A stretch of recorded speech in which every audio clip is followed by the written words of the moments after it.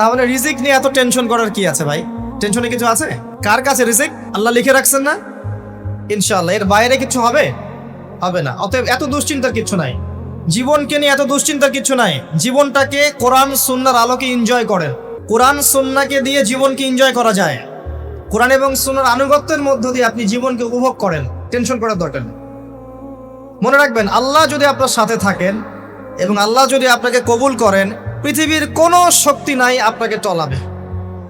পৃথিবীর কোনো শক্তি নাই, পৃথিবীর সমস্ত শক্তি একত্রিত হয়ে আপনার চুল বাঁকা করতে পারবে না, যদি আল্লাহ আপনার সাথে থাকে। আর যদি আল্লাহ আপনার সাথে না থাকে, আইওয়াস শোডাউন দিয়ে কোনো লাভ হবে না, কেউ আপনাকে বাঁচাতে পারবে। অতএব আল্লাহকে আপন করে নেন, যার যার হক তাকে তাকে দেন, নিজের হক আল্লাহর কাছে চেয়ে নেন, ইনশাআল্লাহ আপনি সুখে থাকবেন। এর আগে আল্লাহ পাক একা ছিলেন, আর কিচ্ছু ছিল না। হুয়াল আউয়াল ওয়াল আখির ওয়াজ যাহির ওয়াল বাতিন ওয়া হুয়া বিকুল্লি শাইইন আলিম, সূরা হাদীদ। আল্লাহ পাক একা ছিলেন, কোনো কিছু ছিল না, আল্লাহ একা ছিলেন। আবার কোনো কিছু যখন থাকবে না, আল্লাহ একা থাকবেন। কুল্লু মান আলাইহা ফান ওয়া ইয়াবকা ওয়াজহু রাব্বিকা যুল জালালি ওয়াল ইকরাম। এই বিষয়ে কোনো দ্বিমত আছে? এরপরে আল্লাহ পাক সৃষ্টি করেছেন আরশে আজিম। কি সৃষ্টি করেছেন? বিশাল আরশ, যার ছায়ায় আল্লাহ পাক কিয়ামতের মাঠে 7 শ্রেণীর মানুষকে ছায়া দিবেন। 7 শ্রেণী: 1, ন্যায়পরায়ণ বাদশা, যেটা এই বিশ্বে খুঁজে পাওয়াটা পূর্ণিমা চাঁদের মতো।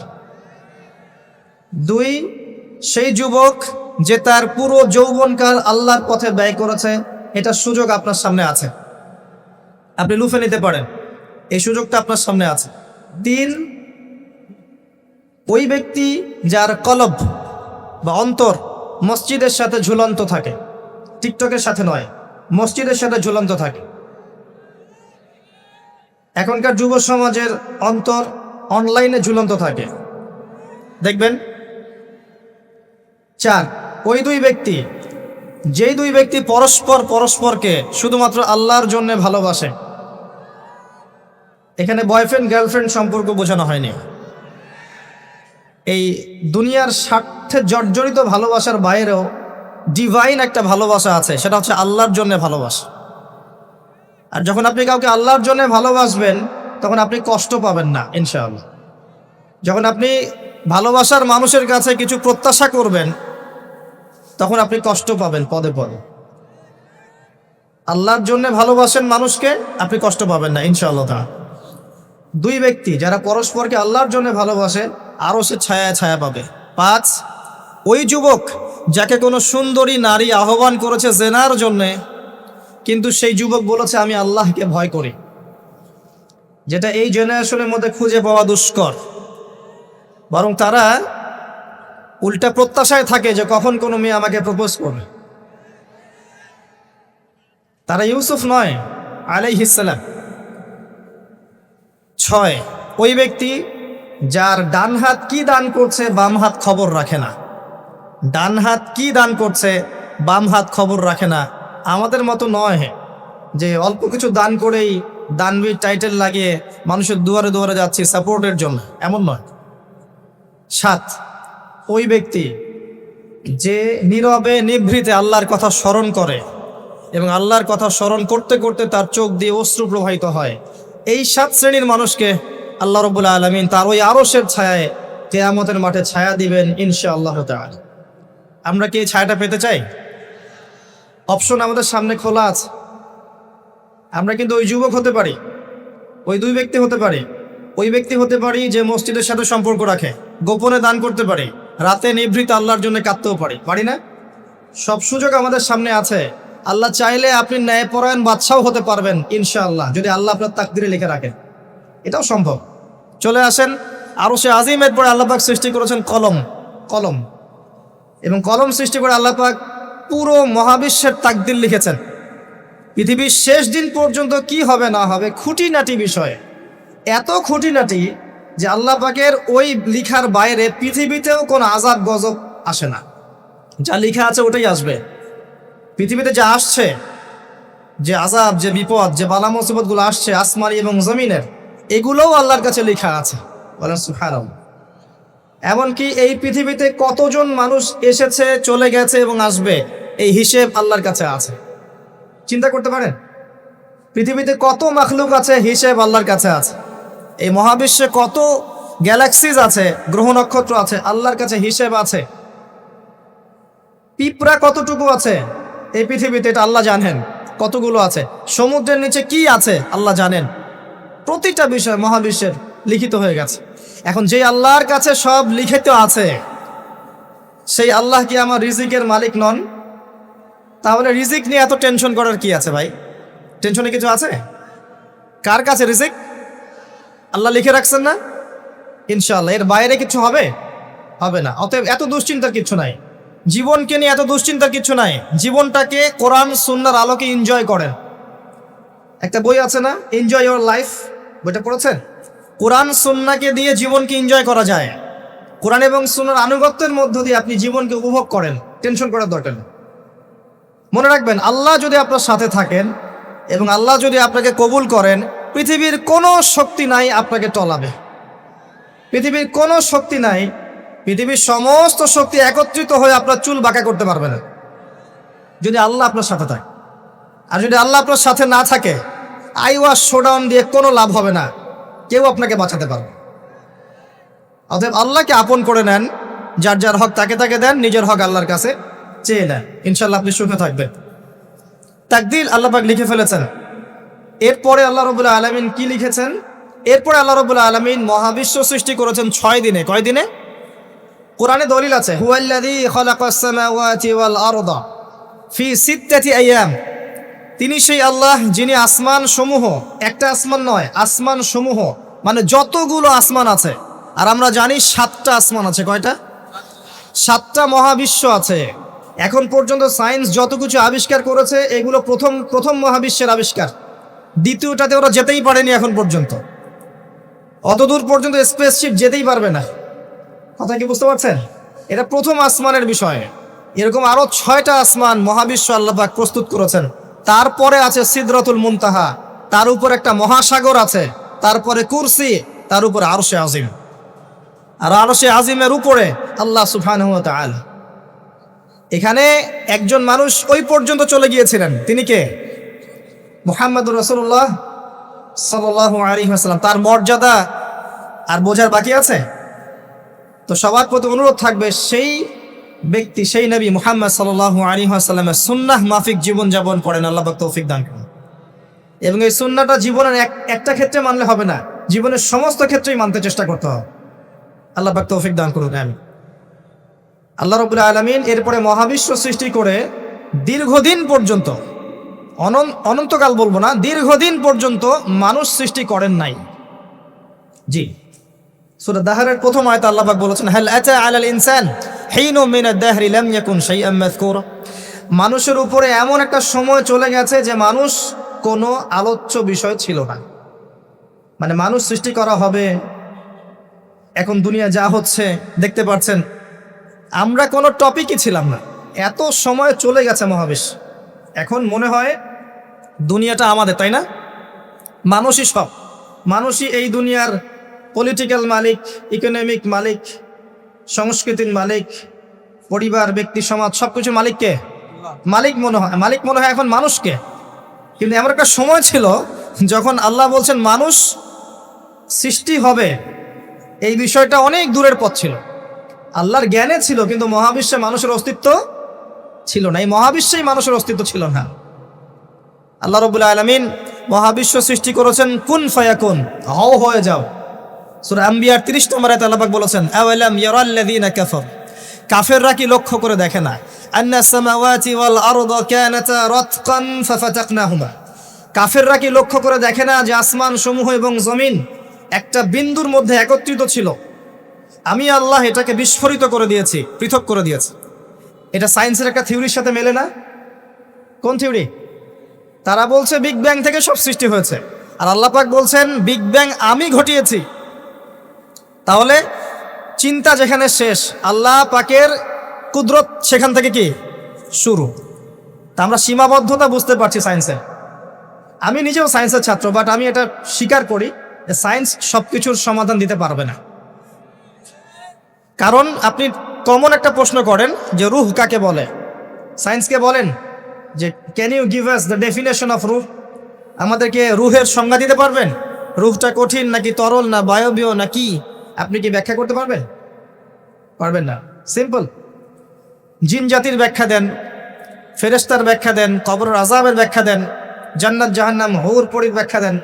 হুর পরি না, হুরুন আইন, ভুল হয়েছে, হুরুন আইন। মিজান, পুলসিরাত এগুলোর ব্যাখ্যা দিতে পারবে? আমাদের আত্মাটারই তো ব্যাখ্যা দিতে পারছে না। ঘুম, স্বপ্নের ব্যাখ্যা দিতে পারবে? ঘুমন্ত অবস্থায় মানুষ হাসছে এবং কাঁদছে, কি জন্যে? ব্যাখ্যা দিতে পারবে? স্বপ্ন দেখছে, কোত্থেকে স্বপ্ন আসছে, আর স্বপ্ন মাঝে মাঝে সত্য কেমন করে হচ্ছে, এর ব্যাখ্যা দিতে পারবে? স্বপ্ন সত্যি হয় না? শেষ জামানায় মুমিনদের স্বপ্ন বেশি বেশি সত্য হবে এমনও এসেছে হাদিসে। আখিরুজ্জামানে মুমিনদের স্বপ্ন সত্যি হবে। নবী সাল্লাল্লাহু আলাইহি ওয়াসাল্লাম নবুয়তের আগে এমন স্বপ্ন দেখতেন সকালবেলা সত্য হয়ে যেত। নবুয়তের একটা অংশ স্বপ্ন, 36 ভাগের 1 ভাগ সত্য স্বপ্ন। যাই হোক, আমরা টপিকে চলে আসি। আল্লাহ রাব্বুল আলামিন বিগ ব্যাং দিয়ে মহাবিশ্ব সৃষ্টি করার পর সুদীর্ঘকাল পর্যন্ত মানুষকে সৃষ্টি করেন নাই। এরপরে অনেক সময় পর আল্লাহ পাক ফেরেশতাদেরকে ডেকে বলছেন এই আয়াতটা, যে হে ফেরেশতারা, আমি পৃথিবীতে আমার খলিফা পাঠাতে চাই, মানুষকে আমার খলিফা করে পাঠাতে চাই। খলিফা কি জিনিস? যিনি কাপড় সেলাই করেন তিনি খলিফা? খলিফা কি জিনিস? খলিফার ডেফিনেশনটা শোনে না। আল্লাহ পাক আদম আলাইহিস সালাম ছাড়াও আরো একজন নবীর ব্যাপারে খলিফা শব্দ ব্যবহার করেছেন, তার নাম কি? শুকরান, কে বলেছেন? জাযাকাল্লাহ। দাউদ আলাইহিস সালাম, তার ব্যাপারে আল্লাহ পাক বলেছেন তিনি ছিলেন খলিফা। কোন সূরা? সূরা সাদ। কোন সূরা? সূরা সাদ। আল্লাহ পাক বলেছেন ইয়া দাউদ, হে দাউদ, ইন্না জাআলনাকা খলিফাতান ফিল আরদ, নিশ্চয়ই আমি তোমাকে পৃথিবীতে আমার খলিফা করেছি।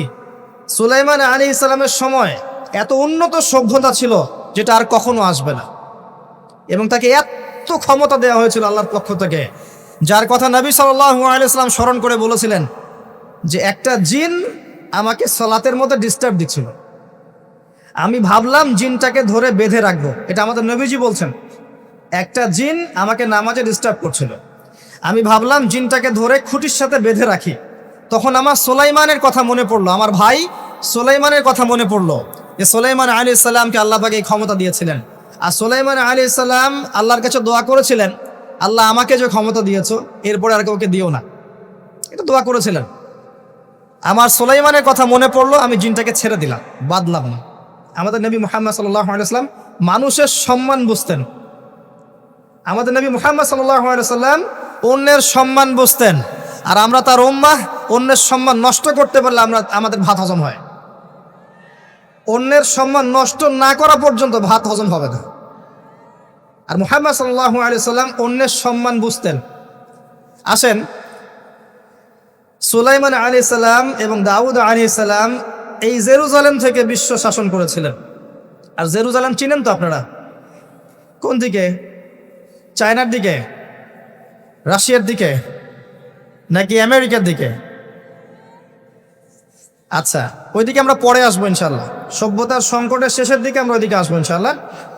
এবার আসেন, দাউদ আলাইহিস সালামকে আল্লাহ পাক বলছেন তোমাকে খলিফা করেছে পৃথিবীতে, তোমার কাজ কি? ফাহকুম বাইনান নাসি বিল হক, হে দাউদ তোমার কাজ হচ্ছে মানুষের মাঝে ন্যায় বিচার করা, মানুষের মাঝে ন্যায় বিচার করা, হকের মানদণ্ডে বিচার করা। হকটা কি? এর উত্তরও কোরআন আপনাকে দিবে। কোরআনের চেয়ে কি আমি ভালো উত্তর দিতে পারবো? কোনটা হক, কোনটা বাতিল, কোনটা ন্যায়, কোনটা অন্যায়, আমি কি বেশি বুঝি না আল্লাহ বেশি বোঝেন? কোথায় স্পষ্ট করা আছে, আমার মস্তিষ্কে না কোরআনে? কোরআনের সূরা কাহাফ খোলেন, আল্লাহ পাক বলেছেন ওয়াকুলিল হাক্কু মির রাব্বিকুম, হে নবী আপনি বলে দিন সত্য সেটাই যা তোমার রবের পক্ষ থেকে নাজিল হয়। আর কিছু বলার দরকার আছে?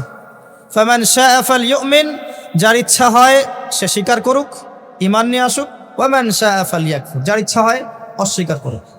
ইন্না আ'তাদনা লিয-যালিমিনা নারান, অস্বীকারী জালেমদের জন্য আমি জাহান্নামের আগুন প্রস্তুত করে রেখেছি। বাস, আর কিছু বলার প্রয়োজন আছে? সূরা বাকারা আল্লাহ বলেছেন আল হাক্কু মির রাব্বিক ফালা তাকুনান্না মিনাল মুমতারিন, হক তোমার রবের পক্ষ থেকে আসে, তুমি সন্দেহবাদীদের অন্তর্ভুক্ত হয়েও না। আসলে এটা হক কিনা, এই যুগে চলে কিনা, এই সন্দেহের অন্তর্ভুক্ত হয়েও না। ইসলাম চির নতুন, চির প্রাচীন, চির আধুনিক, প্রত্যেকটা যুগের জন্যে, শুধুমাত্র একটা যুগের জন্য নয়, এবং শুধু মুসলিমদের জন্য নয়, সবার জন্যেই। কোরআন এবং সুন্নাহ শুধু আমাদের সম্পত্তি নয়, পুরো মানব জাতির সম্পত্তি। এখানে সবার হেদায়েত আছে, হোক সে হিন্দু হিন্দু ভাই বা খ্রিস্টান ভাই বা বুদ্ধিস্ট বা জিউস, যেই হোক না কেন, সবার হেদায়েত এখানে আছে। আসেন, আল্লাহ পাক কোরআনকে হক বলছেন। এটাও বলে রাখি, যখন তাওরাত নাজিল হয়েছিল তখন তাওরাত হক ছিল, তখন ওটাই ছিল হক। যখন জাবুর নাজিল হয়েছে, জাবুরই হক ছিল। যখন ইঞ্জিল নাজিল হয়েছে, ইঞ্জিলই হক ছিল। যখন থেকে কোরআন নাজিল হয়েছে, এখান থেকে নিয়ে কিয়ামত পর্যন্ত হকের কি অন্য কোনো মানদণ্ড আছে? এটা মানতে কোনো আপত্তি আছে? হ্যাঁ, এখন কোনো কিছু যদি কোরআন সুন্নাহর সাথে মিলে যায়, মানতে আমাদের কোনো আপত্তি নাই। কেউ একটা মতবাদ দিয়েছে, একটা দর্শন দিয়েছে, একটা সায়েন্টিফিক থট দিয়েছে, যেটা কোরআনের সাথে মিলে গেছে, হাদিসের সাথে মিলে গেছে, মানতে আমাদের কোনো আপত্তি নাই। আমরা চোখ বন্ধ করে মানবো ইনশাআল্লাহ, কোনো সমস্যা নেই। কিন্তু যে কোনো ব্যক্তি বা যে কোনো সংগঠন, যে কোনো সমাজ, যে কোনো সভ্যতা, কেউ যদি এমন কোনো কথা বলে, এমন কোনো দর্শন দেয়, এমন কোনো মতবাদ দেয় যেটা কোরআনের সাথে মিলছে না, সাংঘর্ষিক, হাদিসের সাথে মিলছে না, সাংঘর্ষিক, আপনি কি মানতে বাধ্য? এটা না মানাটাই আপনার ইমানের পরিচয়। তো আল্লাহ পাক দাউদ আলাইহিস সালামকে বলছেন, তুমি এই হকের মানদণ্ডে বিচার ফয়সালা করো। ওয়ালা তাত্তাবিউল হাওয়া, নিজের প্রবৃত্তির অনুসরণ করো না। প্রবৃত্তি মানে নিজের মন গড়া বিষয়ের অনুসরণ করো না। ইউদিল্লুকা আন সাবিলিল্লাহ, তাহলে এটা তোমাকে আল্লাহর রাস্তা থেকে সরিয়ে দিবে। নিশ্চয়ই যারা প্রবৃত্তির অনুসরণ করেছে তারা আল্লাহর পথ থেকে সরে গেছে। এই কারণে বিমা নাসু ইয়াউমুল হিসাব, তারা হিসাবের দিনটা ভুলে গেছে। আমি কি বুঝাতে পারছি ভাই? তাহলে আল্লাহ পাক খলিফার ফাংশন দিলেন। খলিফার কাজ কি তাহলে? খলিফার কাজ হচ্ছে আল্লাহর পক্ষ থেকে আসা সত্যের মানদণ্ডে মানুষের মাঝখানে ফয়সালা করা। আমার কথা ক্লিয়ার?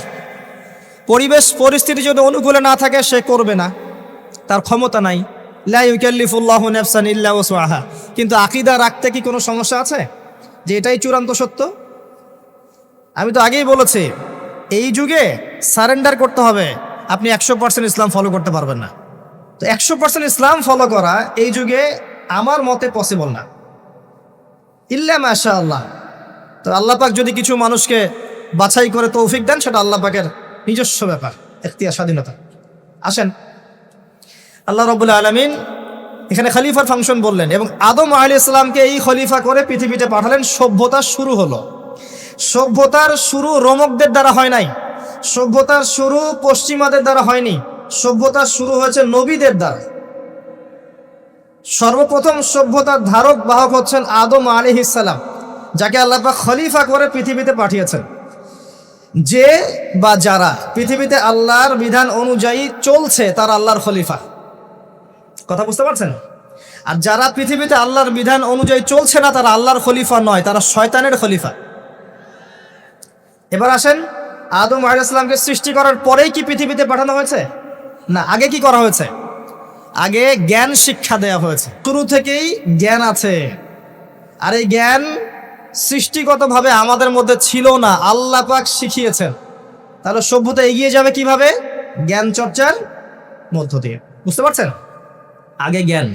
এখনো যদি আপনি একটা সুন্দর সভ্যতা চান, জ্ঞান চর্চা, এছাড়া কোনো অপশন নাই। জ্ঞান এর চর্চা, প্রচার, সভ্যতা, সমাজ সুন্দর হবে ইনশাআল্লাহ।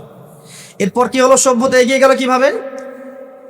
তার বুকের হাড় থেকে হাওয়া আলাইহিস সালাম, এই যে সভ্যতার একটা অংশ, মহিলাদেরকে ছাড়া কি আপনি সমাজ চিন্তা করতে পারবেন? তারা আমাদের মধ্য থেকেই সৃষ্টি, এবং বাঁকা হাড় থেকে। জোরে চাপ দিতে যায় না, ভেঙে যাবে। জোরে চাপ দিতে যায় না, ভেঙে যাবে। বাস্তব অভিজ্ঞতা থেকেই বলছি। আর ছেড়ে দিলে আবার ওইভাবেই থেকে যাবে।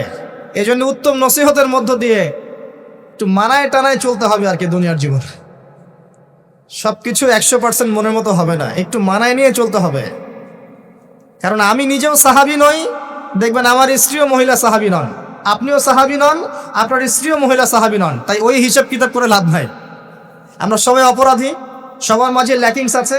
এই জন্য সবার উচিত সবার ভুলগুলোকে ক্ষমা করে দুনিয়ার জীবনটা হৃদ্যতা ভালোবাসার সাথে কাটানো, তাহলে পরিবার ঠিক থাকবে ইনশাআল্লাহ।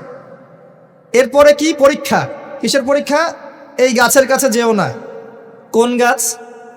এই প্রশ্নের দরকার নাই তো আমার, কোন গাছ? যে গাছই হোক, এই গাছের কাছে যেও না। তার আগে আল্লাহ পাক বলে দিলেন আদম আসো। ফেরেশতাদেরকে ডাকলেন, আদম তুমি এই নামগুলো বলে দাও। তিনি সব নাম বলে দিলেন। ফেরেশতাদেরকে আগে জিজ্ঞাসা করেছিলেন তোমরা বলে দাও, তারা বলেছে লা ইলমা লানা ইল্লা মা আল্লামতানা।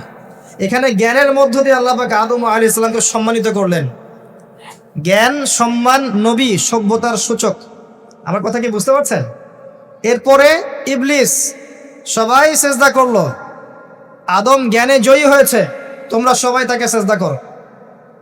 আল্লাহ পাক আদম আলাইহিস সালামকে বড় করলেন, কারণ তিনি তাকে ভালোবাসেন। আল্লাহ পাক আমাদেরকে ভালোবাসেন, বাসেন না? আল্লাহ পাক আমাদেরকে প্রচন্ড ভালোবাসেন। আর আপনি যাকে ভালোবাসবেন তাকে বড় করতে চাইবেন না? আল্লাহ পাক আদম আলাইহিস সালামকে উঁচু করলেন, তোমরা আদমকে সেজদা করো।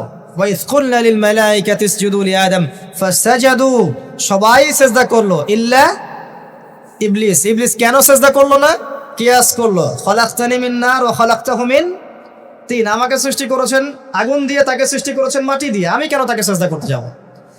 রিমেম্বার, লিসেন টু মি, ইবলিসের জ্ঞান ছিল, ইবলিসের আমল ছিল। আই রিপিট, ইবলিসের জ্ঞান ছিল, ইবলিসের আমল ছিল। ইবলিসের মাঝে বিনয় ছিল না, অহংকার ছিল। ইবলিস ধ্বংস হয়ে গেছে। যদি আমাদের জ্ঞান, আমাদের ডিগ্রি, আমাদের সার্টিফিকেট আমাদেরকে অহংকারী বানায়, আমরা ইবলিসের কাতারভুক্ত হয়ে যাব, নাউযুবিল্লাহ। ঠিক আছে? এবার ইবলিসকে বের করে দেওয়া হলো, চিরস্থায়ী জাহান্নামী অভিশপ্ত করা হলো। আদম এবং হাওয়া আলাইহিস সালাম জান্নাতে রাখা হলো। গাছের কাছে যেও না, তারা চলে গেলেন। কিভাবে চলে গেলেন? এখানে আসেন। ইবলিস এসে ওয়াসওয়াসা দিয়েছে। কি ওয়াসওয়াসা সেটা শোনেন। এটা একটা ভালো প্রশ্ন। কোন ওয়াসওয়াসায় পড়ে তারা এই কাজটা করে ফেললেন? এটা সূরা তহার মধ্যে আছে। কোন সূরা? তহা। এখানে আল্লাহ পাক বলেছেন, ইবলিস এসে বলেছিল যে তোমরা যদি ওই গাছের কাছে যাও এবং এর ফল খাও, তাহলে তোমরা চিরস্থায়িত্ব লাভ করবে। চিরস্থায়িত্ব, অমর হয়ে যাবে, অমর। কথা বুঝতে পারছেন? অমরত্ব। এই অমরত্বের টোপ দিয়ে ইবলিস এভাবে ওয়াসওয়াসা দিয়েছে আমাদের পিতাকে, আমাদের মাকে। এর ফলশ্রুতিতে আল্লাহ রাব্বুল আলামিন আমাদেরকে নামিয়ে দিয়েছেন পৃথিবীতে। আল্লাহ পাক নামিয়ে দেওয়ার সময় আদম এবং হাওয়া আলাইহিস সালাম তাদেরকে ক্ষমা করে দিয়েছেন, কিন্তু একটা সময় দিয়েছেন, এখন আর জান্নাতে থাকা হবে না, পৃথিবীতে চলে যাও। এখানেও চিরস্থায়ী জীবন পাবে না, নির্দিষ্ট সময় থাকবে।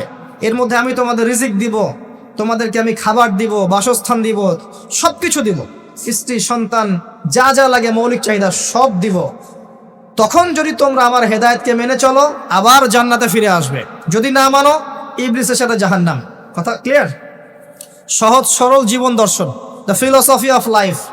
এত দর্শন শেখার দরকার নাই। আমরা দর্শনের বই পড়তে পড়তে মাথা খারাপ হয়ে গেছে। পশ্চিমা দর্শন, জৈন দর্শন, চারবাক দর্শন, ইউরোপিয়ান দর্শন, আধুনিক দর্শন পড়তে পড়তে অবস্থা খারাপ। মার্কসীয় দর্শন। সুবহানাল্লাহ, একটা সহজ সরল জীবন দর্শন আল্লাহ দিয়েছেন। সূরা বাকারার আয়াত নাম্বার 38 এবং 39, দুইটা আয়াত। কি দর্শন? আল্লাহ বলছেন, কুল নাহবিতু মিনহা জামিআ। আমি আল্লাহ বললাম তোমরা সবাই নেমে যাও। কারা কারা সবাই? আদম, হাওয়া, ইবলিস। তোমরা নেমে যাও পৃথিবীতে। ফাইম্মা ইয়াতিয়ান্নাকুম মিন্নি হুদান, তোমাদের কাছে আমার পক্ষ থেকে হেদায়েত আসবে। কি আসবে? এই যে তাওরাত, জাবুর, ইনজিল, কোরআন, আল্লাহর বাণী, ওহী, এগুলো আসবে। রাসূল আসবেন। ফামান তাবিআ হুদায়া ফালা খাউফুন আলাইহিম ওয়ালা হুম ইয়াহজানুন। যে বা যারাই আমার এই হেদায়েতকে মেনে চলবে, তাদের বিন্দু মাত্র ভয় নাই, কোনো টেনশন নাই, কোনো ভাবনা নাই। ইনশাআল্লাহ আবার জান্নাতে ফিরে আসবে ইনশাআল্লাহ। সুসংবাদ। ঠিক আছে? তারপরের আয়াত আল্লাহ পাক বলছেন, ওয়াল্লাযীনা কাফারু ওয়া কাযযাবু বিআয়াতিনা। কিন্তু যারা আমার আয়াতকে মিথ্যা প্রতিপন্ন করবে এবং অস্বীকার করবে, কুফরি করবে, ফাউলাইকা আসহাবুন নার, এরা হবে জাহান্নামের অধিবাসী। কার সাথে? ইবলিসের সাথে। হুম ফিহা খালিদুন, তারা সেখানে চিরস্থায়ী হবে। সহজ সরল জীবন দর্শন, দ্য ফিলোসফি অফ লাইফ। মানলেই শান্তি, না মানলেই অশান্তি। এরপর একটা চ্যালেঞ্জ, ইবলিস চ্যালেঞ্জও করছে।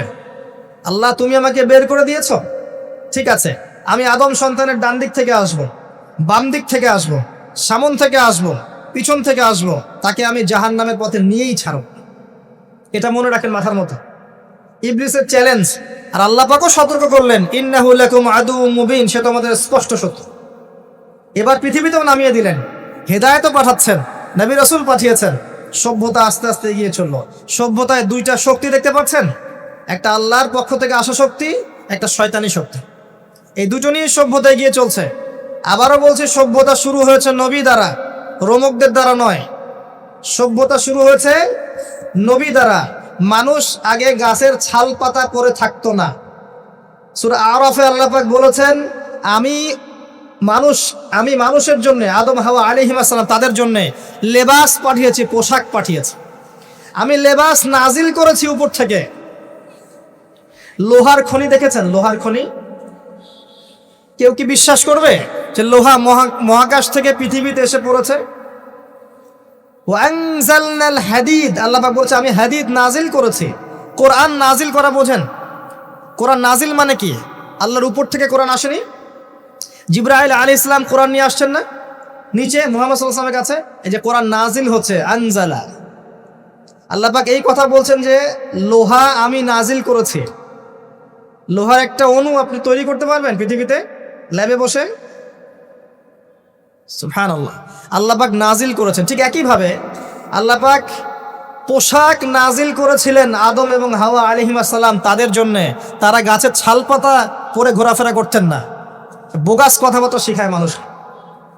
এবং কৃষিকাজ, আপনার প্রযুক্তি, আপনার পরিবার গঠন, সন্তান প্রতিপালন, একজন মানুষের জীবন যাপনের জন্য যত কিছু প্রয়োজন, সব জ্ঞান আল্লাহ পাক আদম আলাইহিস সালামকে শিক্ষা দিয়েছিলেন।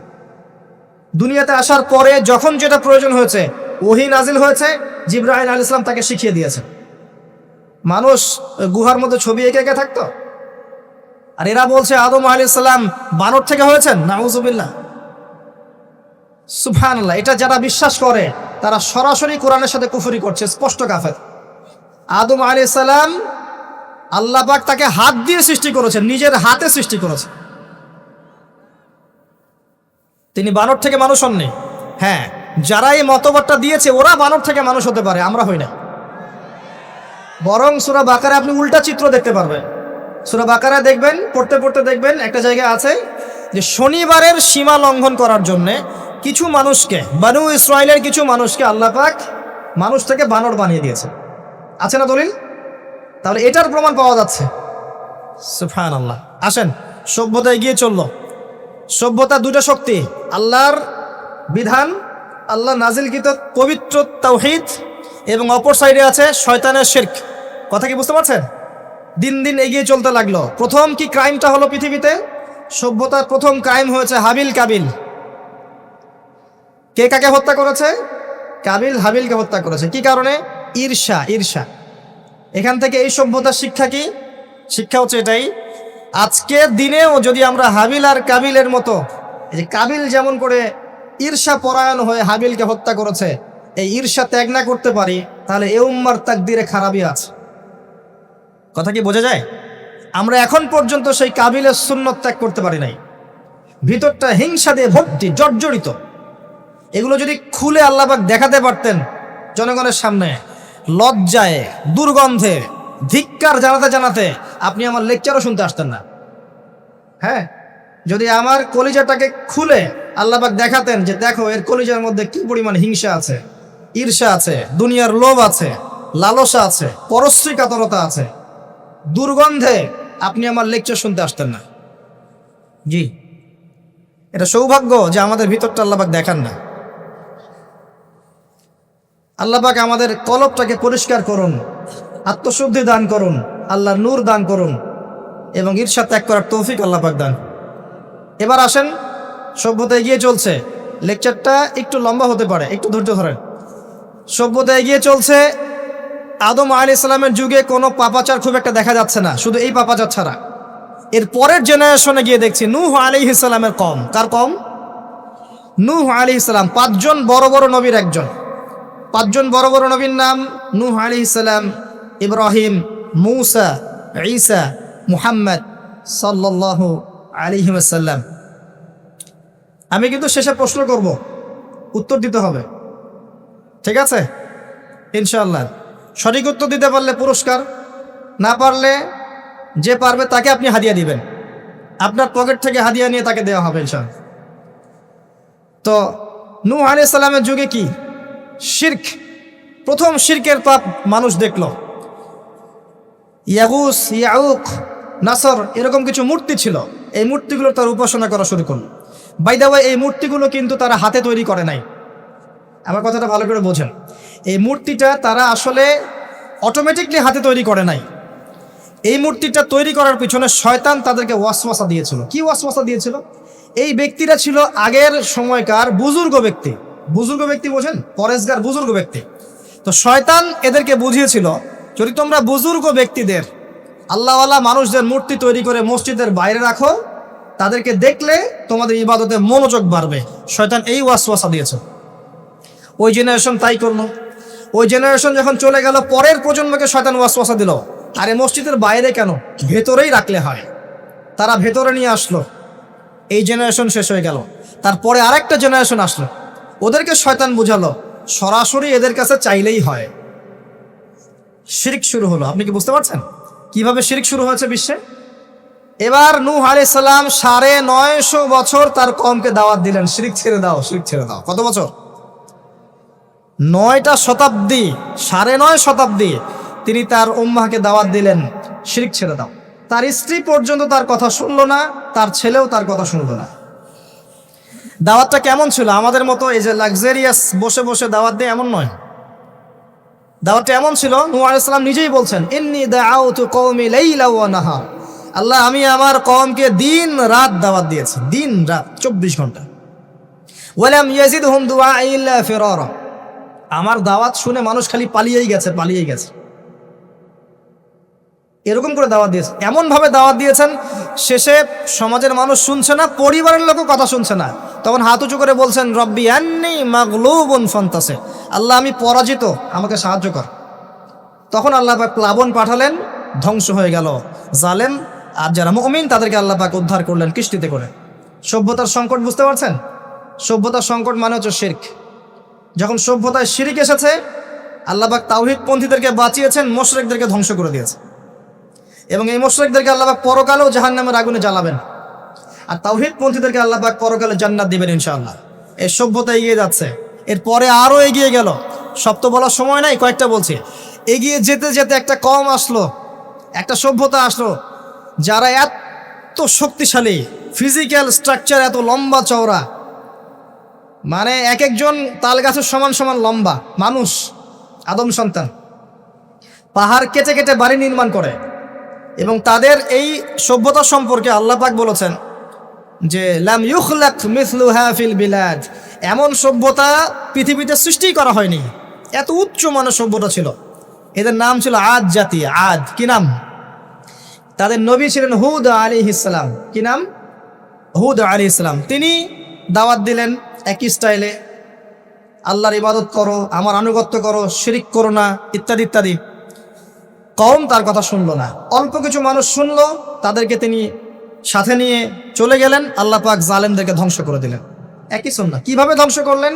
ঝঞ্ঝা বায়ু দিয়ে, এমন বাতাস, যে বাতাসে পুরো কওম উড়ে চলে গেল খেজুর গাছের মতো, খেজুর গাছের ডালের মতো পড়ে থাকলো। যারা বলতো মান আশাদ্দু মিন্না কুওয়া, আমাদের চেয়ে শক্তিশালী আর কে আছে, আল্লাহ পাক ওদেরকে বাতাস দিয়ে উড়িয়ে শেষ করে দিলেন। সুবহানাল্লাহ। এরপরে আরেকটা সভ্যতা আসলো, যার নাম সামুদ। তাদের নবীর নাম সালেহ আলাইহিস সালাম।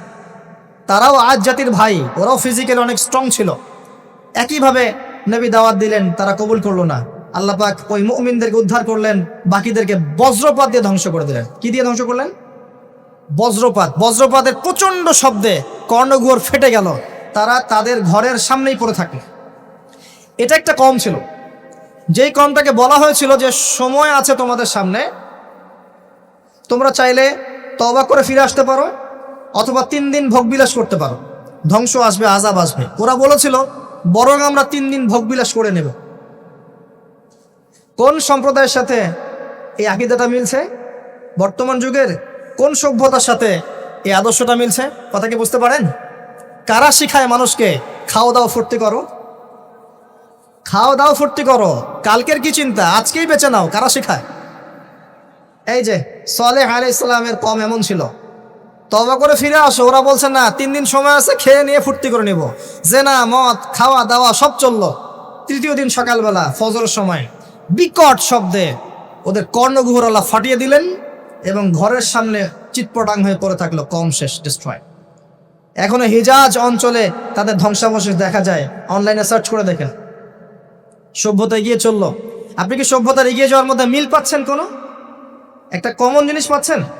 প্রত্যেক সভ্যতা আল্লাহ পাক ওহী নাজিল করেছেন, রাসূল পাঠিয়েছেন, আনুগত্যের দিকে আহ্বান করেছেন। যারা করে নাই ধ্বংস, যারা করেছে সফল। সভ্যতার সংকট। সভ্যতা এগিয়ে যেতে যেতে একটা কওম আসলো, যার নাম হচ্ছে শুআইব, কওমে মাদিয়ান। কি নাম? কওমে মাদিয়ান। শুআইব আলাইহিস সালামের কওম।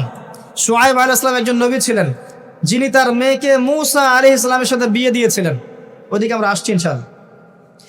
শুআইব আলাইহিস সালামের কওমের অপরাধ ছিল, এরা মাপে কম দিত এবং ডাকাতি করতো। কি করতো? ডাকাতি। আমরাও কিন্তু কম করি না ডাকাতি। এখন আমরা নেক্সট সুরতেও ডাকাতি করি, বৎসুরতেও ডাকাতি করি, করি না? অনেকে তো কোটটাই পরে ডাকাতি করে। কোটটাই পরে বড় বড় মাপের ডাকাতি করে। কারণ আপনি কোটটাই পরলে তো ধরতে পারবেন না কলার, কিছু বলতে পারবেন না। সব ক্ষেত্রে এগুলো চলছে। স্যুট বুট পরে বসে থাকবো সুদী ব্যাংকে, মানুষের রক্ত চুষে খাচ্ছে। অনেক সময় দেখা যায় দিনের লেবাস পরেও আমরা জনগণের টাকা পয়সা লুটে খাই। হ্যাঁ, তো ওই যে ডাকাতি করতো শুআইব আলাইহিস সালামের কওম, এবং তারা মাপে কম দিত।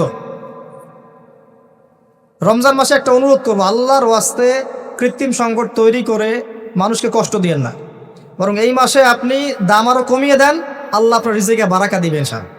মানুষকে খাওয়ান, বেশি বেশি ইফতার করান, বেশি বেশি ইফতার করান, সমাজ কল্যাণমূলক কাজ করেন, আল্লাহ রহম করবেন।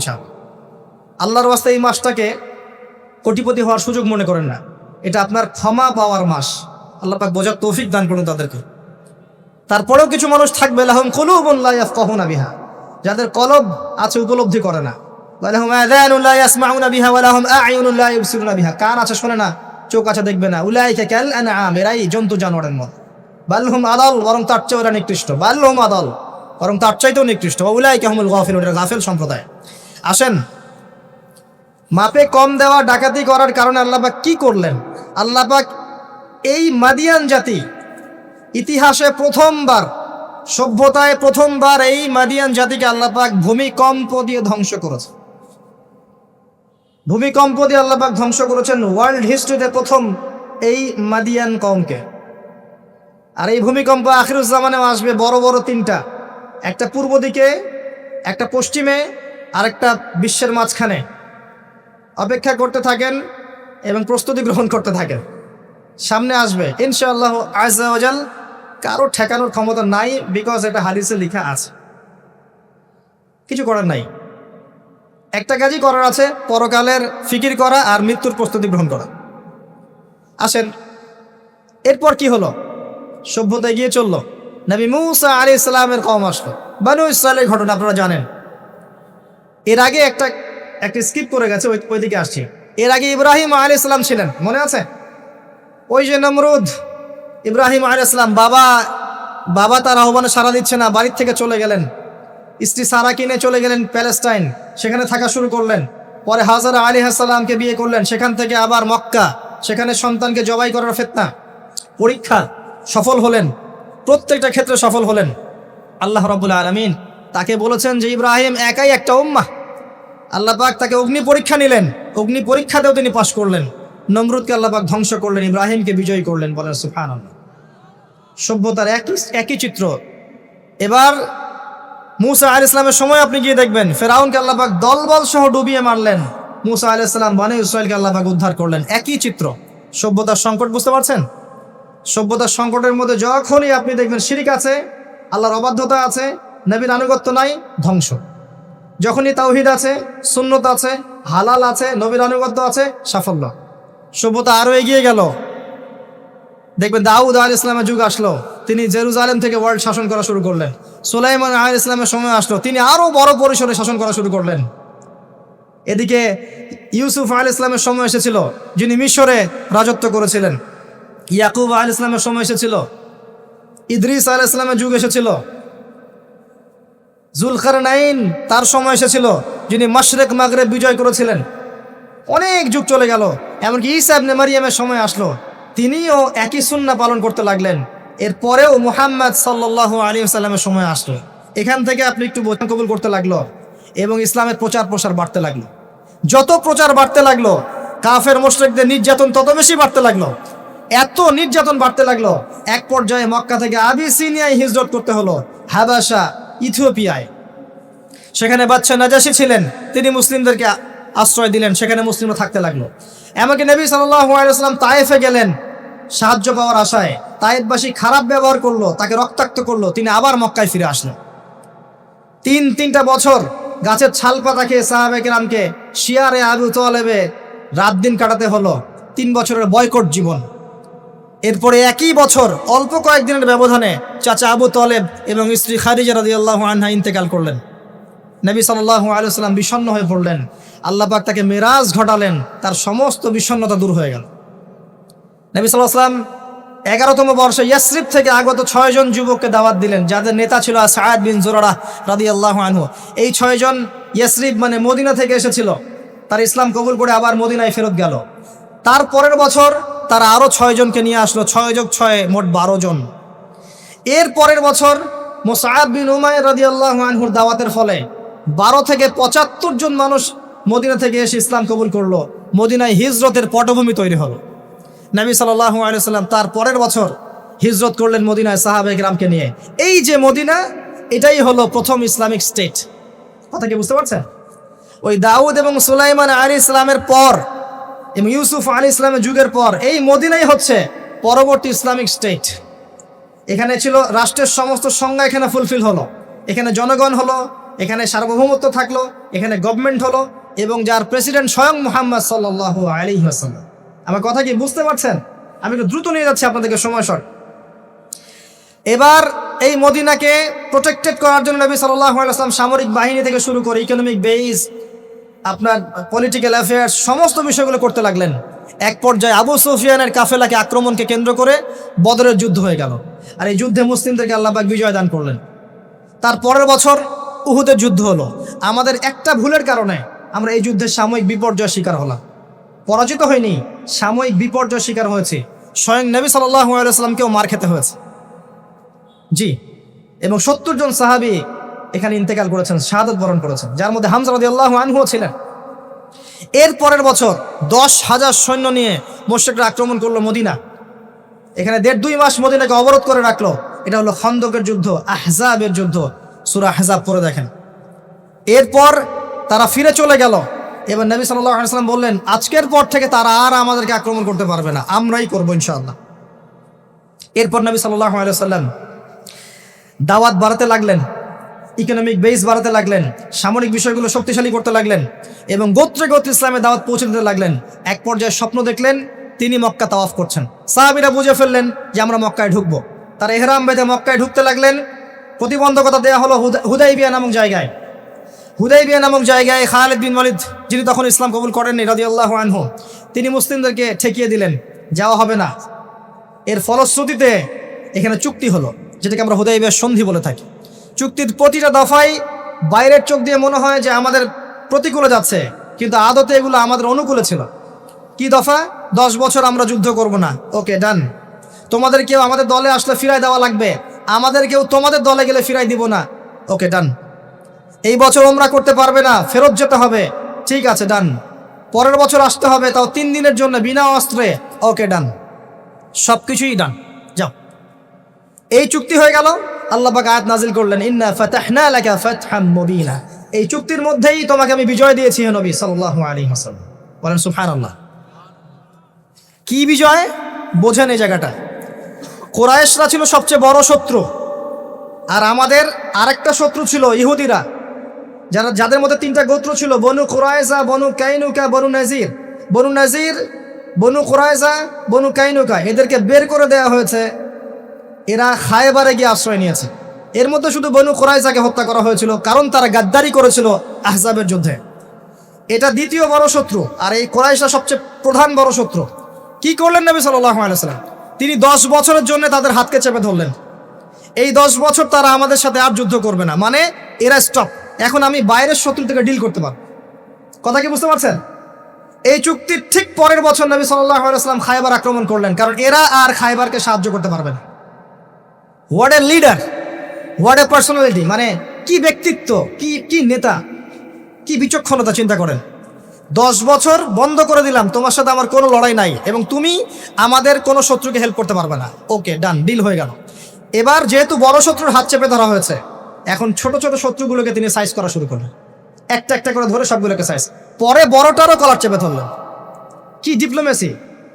আমরা খালি এখন মিষ্টি খাওয়া সুন্নত জানি, আমরা এখন জিওপলিটিক্যাল ডিপ্লোম্যাটিক সুন্নাত জানি না। জি,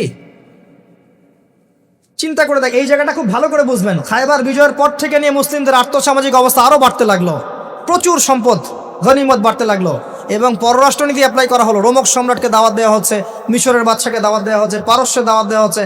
আস্তে আস্তে সারা বিশ্বে ইসলামের দাওয়াত ছড়িয়ে পড়ল। এক পর্যায়ে মাত্র এই চুক্তির 3-4-5 বছর পরেই, এই চুক্তির 10 বছর যায় নাই, 3 বা 4 বছর পরেই, 3-4-4.5 এরকম বছর পরেই বিনা যুদ্ধে বিশাল সেনাবাহিনীকে নিয়ে নবী সাল্লাল্লাহু আলাইহি ওয়াসাল্লাম এই মক্কা আক্রমণ করলেন। মক্কা বিজয়। কোন মক্কা? যেই মক্কায় আগে শিরিক ছিল, এখন শিরিক নাই। যেই মক্কায় সুদ ছিল, এখন সুদ নাই। যেই মক্কায় নারীকে জীবন্ত কবর দেওয়া হয়েছে, নারীর কোনো অবমাননা নাই। যেই মক্কার মধ্যে মাদকের সয়লাভ ছিল, কোনো সয়লাভ নাই। যে মক্কায় গোত্রীয় হানাহানি কাটাকাটি ছিল, এখন কিচ্ছু নাই, সবাই ভাই ভাই। এই মক্কা, জাহেলিয়াতের মক্কাকে আল্লাহ রাসূল সাল্লাল্লাহু আলাইহি ওয়াসাল্লাম 23 বছরের ব্যবধানে একেবারে টোটাল ইসলামিক পরিবেশে পরিণত করলেন। সেই আল্লাহ কি মরে গেছেন? সেই নবীর আদর্শ কি মরে গেছে? আল্লাহ নাজিল করা সেই কিতাব কি উঠে গেছে পৃথিবী থেকে? তাহলে ওই জাহেলি সমাজকে যদি পরিবর্তন করা যায়, আমাদের জাহেলিয়াতকে পরিবর্তন করা সম্ভব না? এই বিশ্বের জাহিলিয়াত পরিবর্তন করা সম্ভব নয়। আমরা করতে পারি না পারি, আল্লাহ পাক এমন প্রজন্ম আনবেন, দেখে নিন তারা করে দেখাবে ইনশাআল্লাহ। যখন আল মাহদি আসবেন, ঈসা ইবনে মারিয়াম আসবেন, তখন জাহিলিয়াতের রেশ মাত্র থাকবে না ইনশাআল্লাহ আযজা ওয়া জাল। এর আগ পর্যন্ত কঠিন সময় আছে। ওই কঠিন সময় যাওয়ার আগে আরেকটু পথ পাড়ি দাও আপনাদেরকে। মুহাম্মদ সাল্লাল্লাহু আলাইহি ওয়াসাল্লাম এই যে মক্কা ইসলামিক পুরো একটা এনভায়রনমেন্ট প্রতিষ্ঠা করলেন, এরপর কি এটা থেমে গিয়েছিল? এরপর আবু বকর সিদ্দিক রাদিয়াল্লাহু আনহু এসেছেন, তিনিও সেই খেলাফার দায়িত্ব পালন করেছেন। কোন খেলাফা? ফাহকুম বাইনান নাসি বিল হক, সূরা সাদ। তারপরে এসেছেন ওমর ইবনে খাত্তাব, আরো 10 বছর, তখন মুসলিমরা অর্ধ বিশ্ব শাসন করেছে। এরপরে এসেছেন উসমান রাদিয়াল্লাহু আনহু, মুসলিমরা আরো বড় বিশ্ব শাসন করেছে। তারপরে এসেছে আলী রাদিয়াল্লাহু আনহুর যুগ, তখন মুসলিমরা অভ্যন্তরীণ কিছু ক্রন্দলে লিপ্ত হয়ে গিয়েছিল। এখানে মুসলিমদের শক্তিটা কিছুটা কমে যায়। আলী রাদিয়াল্লাহু আনহুকে হত্যা করা হয়েছিল, তাকে চোরাগুপ্ত হামলা চালিয়ে হত্যা করা হয়েছে, ঠিক যেমন ওমর রাদিয়াল্লাহু আনহুকে হত্যা করা হয়েছিল। এরপর কি হয়েছে? এরপর মুসলিমদের মাঝে আস্তে আস্তে ফিতনা বাড়তে শুরু করেছে। একদল মানুষ বের হয়েছে যারা বলেছে যে আলী রাদিয়াল্লাহু আনহু তিনি নবী, নাউজুবিল্লাহ। এরা তাকে নিয়ে এত বেশি বাড়াবাড়ি করেছে যে তারা পথভ্রষ্ট হয়ে গেছে। আরেকদল লোক বের হয়েছে, এরা বলেছে কবিরা গুনাহগার ব্যক্তি হলেই কাফের, একে হত্যা করা লাগবে, এরা হয়ে গেছে খারেজি। আরেকদল লোক বের হয়েছে, এরা বলে তাকদীর বলতে কিচ্ছু নাই। আরেকদল লোক বের হয়েছে যারা বলে যে মানুষের কর্মের কোনো স্বাধীনতা নাই। আরেকদল বের হয়েছে যুক্তি দিয়ে প্রমাণিত হলেই কোরআন সুন্নাহ মানবো, না হলে মানবো না। এরকম করে শিয়া, খারেজি, মুতাজিলা, মুরজিয়া, জাহমিয়া, জাবারিয়া, কাদারিয়া, কত যে দল বের হয়েছে। আস্তে আস্তে আস্তে আস্তে উম্মাহ বিভক্ত হতে শুরু করেছে। এই সময়ে ইমামগণ আবির্ভূত হয়েছিলেন, মুহাদ্দিসগণ আবির্ভূত হয়েছিলেন, তারা সংস্কারধর্মী কাজ অব্যাহত রেখেছিলেন। এভাবে আস্তে আস্তে মাযহাবগুলো গড়ে উঠেছে, হাদিসের কিতাবগুলো আমরা পেয়েছি, সভ্যতা এগিয়ে গেছে। আগাতে আগাতে এক পর্যায়ে উমাইয়ারা শাসন নিয়েছে। উমাইয়ারা প্রায় 132 বছর এই উম্মাকে লিড দিয়েছিল। তখন ইসলামী খেলাফা একটা শেল ছিল, একটা শেল, যদিও তারা ভিতর থেকে ফাসেক হয়ে গিয়েছিল, কিন্তু একটা শেল ছিল 132 বছরের মতো। ইসলাম এগিয়ে গেছে, সভ্যতা এগিয়ে গেছে। সভ্যতার অমুকরা দিয়েছে, সভ্যতা মুসলিমরা দিয়েছে, সভ্যতা এগিয়ে গেছে। এরপরে আব্বাসীয় খেলাফত এসেছে প্রায় 500 বছর, 550 বছর তারা পৃথিবী শাসন করেছে। আব্বাসীয়দের সময় মুসলিমদের ভিড় যখন দুর্বল হয়ে যায় তখন মঙ্গোলিয়ানরা আব্বাসীয়দেরকে আক্রমণ করেছিল এবং 40 দিনের ব্যবধানে 20 লাখ মুসলিমকে হত্যা করেছিল। যখনই আল্লাহ পাকের ওই সুন্নাহ, যখনই অমুসলিমরা তো আছেই, মুসলিমরাও যদি আল্লাহর বিধান থেকে সরে গিয়েছে, আল্লাহ পাক ওদেরকেও সরিয়ে দিয়েছেন, নতুন সম্প্রদায় নিয়ে এসেছেন। এটাই সভ্যতার সংকট। আবার কথাটা ভালো করে বোঝেন, অমুসলিমদের কথা বাদ দেন, মুসলিমরা যখন দায়িত্ব পেয়েছে মুহাম্মদ সাল্লাল্লাহু আলাইহি ওয়াসাল্লামের সময় থেকে নিয়ে, তখন মুসলিমরাও যদি আল্লাহ এবং তার রাসূলের অবাধ্যতা করেছে, আল্লাহ পাক মুসলিমদেরকেও সরিয়ে দিয়েছেন, অন্য নতুন প্রজন্মকে নিয়ে এসেছেন। এটা আল্লাহর সুন্নাহ।